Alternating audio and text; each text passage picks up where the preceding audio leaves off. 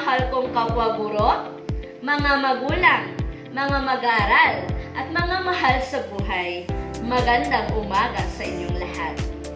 Tayo nagtipon ngayon upang pag-usapan ang isang propesyon na hindi lamang isang trabaho, kundi isang misyon.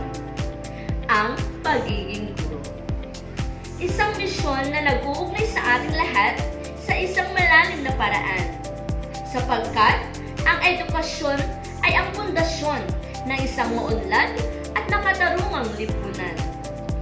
Bilang mga guro, tayo ay hindi lamang mga tagapaghatid ng kaalaman, kundi tagapagtaguyod ng pagbabago, mga tagapag-alaga ng pangapangarap, at mga tagapag-angat ng mga susunod na henerasyon. Ang ating responsibilidad ay hindi lamang sa loob ng 4 na sulok ng silid-aralan, kundi umaabot sa bawat sulok ng ating lipunan. Ito ang ating responsibilidad sa ating mga mag-aral. Ngayon, aking isa-isahin.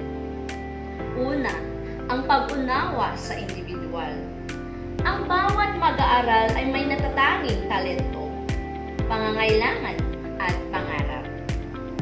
Ang ating tungkulin ay unawain ang bawat isa sa kanila at bigyan sila ng edukasyon na tumutugon sa kanilang mga individual na pangangailangan.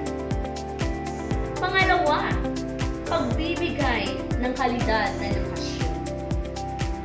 Ang ating mga mag-aral ay karapat-dapat sa edukasyon ng may kalidad na naghahanda sa kanila para sa isang mundo na patuloy na nagbabago. Dapat nating turuan sila ng mga kasanayan sa kritikal na pag-iisip, malikhaing paglutas ng problema, at epektibong komunikasyon. At pangatlo, ang pagtatanim ng pag-ibig sa pag-aaral. Ang ating layunin ay hindi lamang magturo ng mga paksa, kundi magtanim ng pag-ibig sa pag-aaral sa kanilang mga puso. Nais nating makita silang maging mga mausisa, mga naghahanap ng kaalaman, at mga nagnanais na mag-ambag sa mundo. Panghuli, ang pagiging modelo ng kabutihan. Tayo ay mga modelo ng ating mga mag-aaral.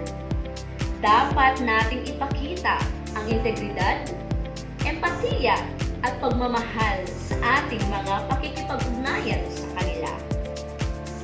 Ang ating mga aksyon ay nagsasalita ng malakas kaysa sa mga salita. May mga responsibilidad din tayo sa ating mga lipunan. Una, ang pagpapalaganap ng katarungan. Ang edukasyon ay isang sandata laban sa kawalan ng katarungan. Dapat nating turuan ang ating mga mag-aral na maging tagapagtaguyod ng pantay na karapatan, katarungan, at dignidad para sa lahat. Pangalawa, pagtataguyod ng kapayapaan. Sa isang mundo ng puno ng mga hidwaan, ang edukasyon ay isang mahalagang kasangkapan para sa pagpapalaganap ng kapayapaan. Dapat nating turuan ang ating mga mag-aaral ng mag-isip ng kritikal, mag-unawa sa iba't ibang pananaw, at magtrabaho ng sama-sama para sa isang mapayapang mundo. Pangatlo, pag-aalaga ng kapaligiran. Ang ating planeta ay nangangailangan ng ating pangangalaga. Dapat nating turuan ang ating mga mag-aaral na maging mga responsable at mapagmalasakit na mamamayan na nag-aalaga sa kapaligiran at nagtataguyod ng mga sustainable practices. At pang-apat, ang pagiging aktibong mamamayan. Ang edukasyon ay nagbibigay kapangyarihan sa mga tao na maging aktibong mamamayan. Dapat nating hikayatin ang ating mga mag-aral na lumahok sa kanilang mga komunidad, mag-ambag sa pagbabago, at maging mga tagapagtaguyod ng kanilang mga paniniwala. Bilang isang guro, may mga responsibilidad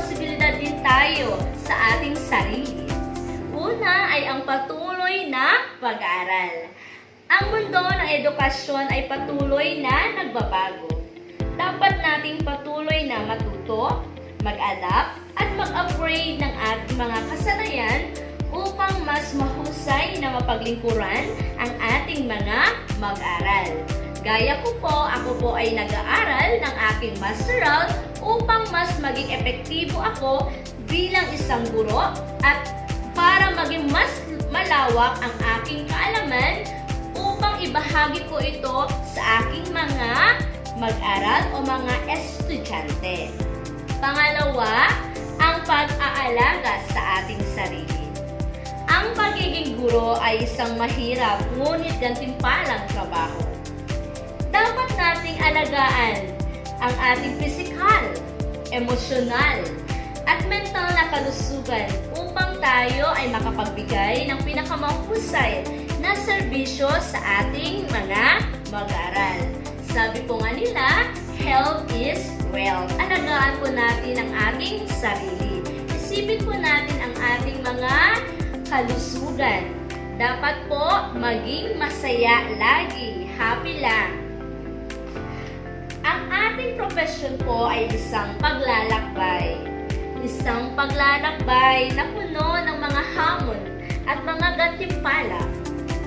Tayo ay mga tagapagdala ng liwanag sa mundo at ang ating mga aksyon ay may malaking epekto sa hinaharap.